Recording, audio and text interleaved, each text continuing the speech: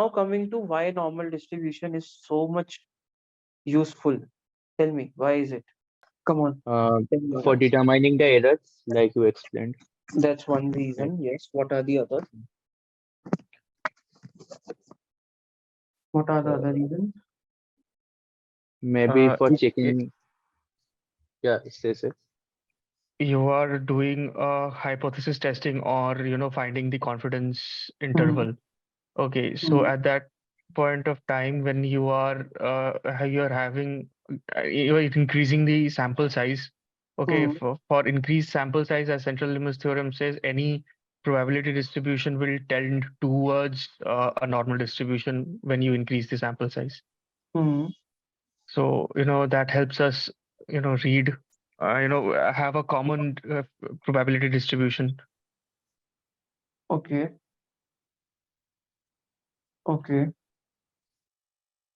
For comparing scores based on different mean values and different standard deviations.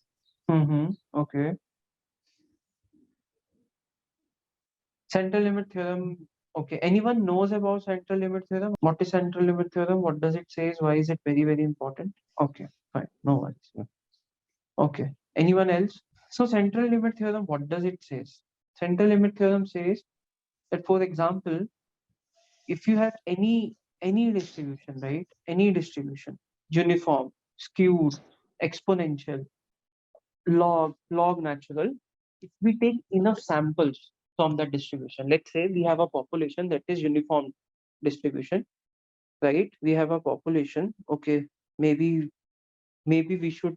Okay, first let's cover sample limit distribution, then we cover that question.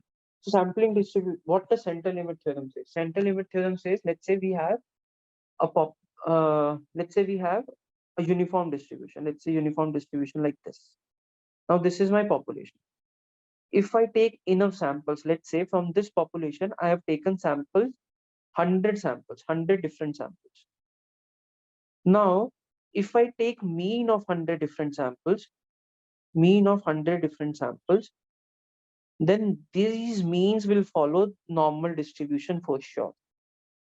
As I've shown here, for example, you can see, imagine we have 30 samples from a population named S1, S2, S3 up to S30 with mean M1, M2, M3 up to M30. According to central limit theorem, all these means should follow a normal distribution, no matter if the population follows a normal distribution.